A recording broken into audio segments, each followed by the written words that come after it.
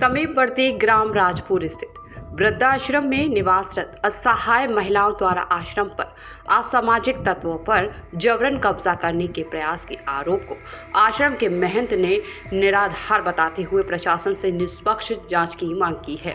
यह बताते चले कि ग्राम राजपुर परिक्रमा मार्ग स्थित राधा टीला वृद्धाश्रम में निवासरत महिलाओं ने रविवार को कोतवाली में नामजद आरोपियों के विरुद्ध तहरीर देकर कार्रवाई की मांग की थी।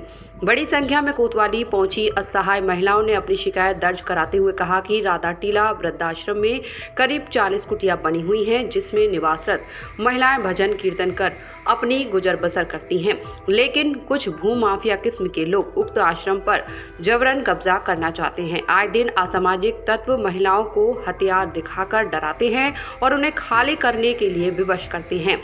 उक्त मामले में मंगलवार को आश्रम के महंत बालकृष्ण देवाचार्य महाराज ने अपना पक्ष रखते हुए सभी आरोपों को निराधार बताया। मीडिया से रूबरू हुए श्री महंत का कहना है कि कुछ भूमाफियाओं माताओं को बहला फुसलाकर आश्रम की संपत्ति पर कब्जा करने की कोशिश कर रहे हैं। उन्होंने प्रशासन से उक्त मामले में निष्पक्ष जांच कर दोषियों के विरुद्ध कार्रवाई की मांग की है। इस दौरान बालकृष्ण देवाचार्य, ज्योति सिंह, रेणु चौधरी, सोनू, गंगा देवी, हरिदासी मैया, लक्ष्मी दासी, हरिदासी, सपना देवी आदि मौजूद रहीं। आज क्या पूरा मामला प्रकरण सामने आया है, क्या मैटर है पूरा जो आपने? ये जो मैटर है अभी दिनांक 5 मई 2024 की है। अपराह्न 1 बजे करीब समय पे कुछ असामाजिक तत्वों को लेकर कुछ लोग यहाँ पे प्रवेश करके आ गए आश्रम के भीतर, और वो गीता दासी और प्रिया दासी नाम की जो 2 महिलाएं यहाँ पे रह रही हैं, इन महिलाओं का तांडव था। इन्होंने कुछ लोगों को भी प्रवेश करा दिया और यहाँ पे मनमाने तरीके से कमरों में प्रवेश करके ऐसा लगता है कि डकैत डालने आए हों, तो सब हमारे बच्चों को और बच्चों के माँ बाप को भी भयभीत कर दिया, और वो काफी त्रसित खाए हुए हैं और 3 घंटा तक इन्होंने तांडव किया है। ये महिलाएं कब से आपके आश्रम में रहती हैं? ये महिलाएं करीब कुछ 5 साल से कुछ 7 साल से करीब है। हाँ जी। क्या तांडव किया उन लोगों ने? इन्होंने एक तो एलिगेशन लगाया कि यहाँ बच्चों का धंधा होता है, और गार्जियन ने कहा कि यहाँ बच्चों का धंधा कराते हैं गार्जियन लोग, और ये कहा कि यार रखने का कोई अलाउ नहीं है, ये हम कब्जा करेंगे और हम वृद्ध माताओं को हम रखेंगे और हम कब्जा करेंगे। वो व्यक्तियों ने ऐसा कहा जो संघ में आए हुए थे। आरोप है कि आप अभी 6 महीने से पहले से आश्रम में आने लगे, इससे पहले से आश्रम में नहीं थे। हमें मैं इस संस्था का अध्यक्ष हूँ और ये संस्थागत संपत्ति है, इसके विवाद भी चल रहा है, सारे विवाद मैं देखता हूँ, और 2015 से मैं लीगल यहाँ का अध्यक्ष हूँ। उससे पहले मैं मेंबर था, सचिव था, उससे पहले मैं सदस्य था। हाँ जी। कुछ माताएं तो लगभग 80-90 साल से रह रही हैं, और कुछ माताएं 10 साल से भी हैं, कुछ माँ 5 साल से, कुछ माताएं 2 साल से, इस तरह से मतलब आती रहती हैं, और जब गोलोकवास होती हैं तो फिर दूसरी माता आती है। उन माताओं को लगभग, उन महिलाओं का लगभग इसमें 7 साल 8 साल या 5 साल से लगभग है। ये आरोप ऐसा लगता है मुझे जहाँ तक है कि हमारे 2015 से, ये तो आप लोग मालूम है, आप लोगों ने बचाया था इस आश्रम को, वो विपक्षी बिहारी लाल शर्मा और लक्ष्मी देवी, त्रिलोकीनाथ, ये आदि ने इनको बरगला के अपने हाथ में चंगुल में ले लिया, ऐसा प्रतीत होता है, क्योंकि विपक्षी के साथ केस लड़ रही है, वो मुख्तियार अहमद लेकर केस लड़ रही है। तो इनके कहने पर ये, उनके सहज में आकर ये कब्जा करने की नियत है, कब्जा करना ये चाहती हैं, और एलिगेशन इसी लगाते हैं कि कमजोर पड़ जाए या छोड़ छाड़ के बच जाए। जी।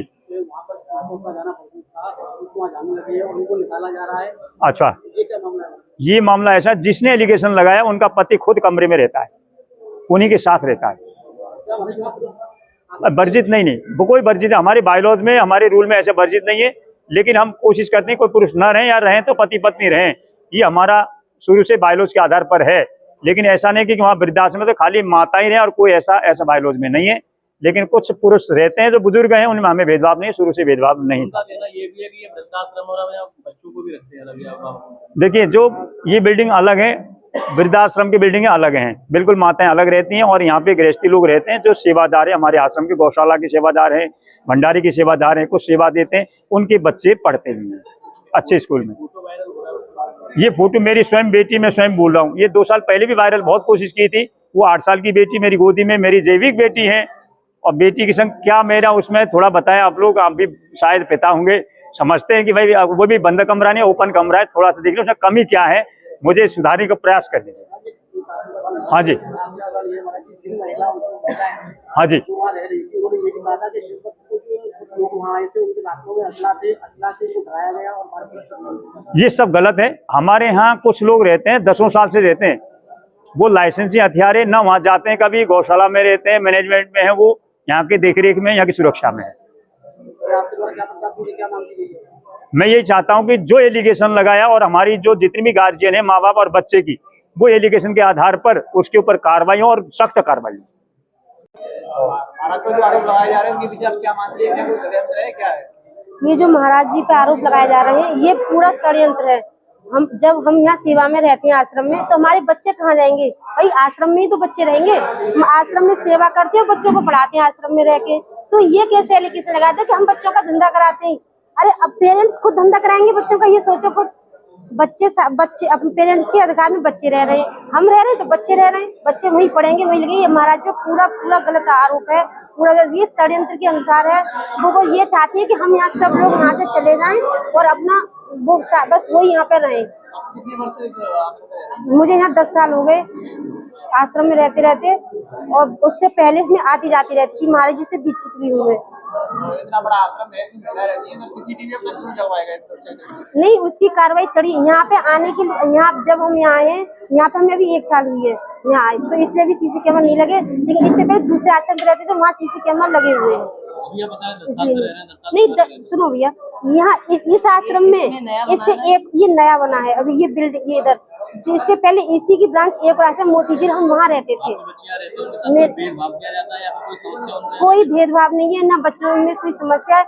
ये सारे पेरेंट्स से, इन सब पेरेंट्सों से भी पूछो, मेरे भी 2 बच्चे रहते हैं, इन सबके बच्चे रहते हैं। जो महिला आपके साथ रहती हैं, वो आपको कभी लगा उनके साथ रहते हुए कि कभी इस तरह की षड्यंत्र रचेंगी आप?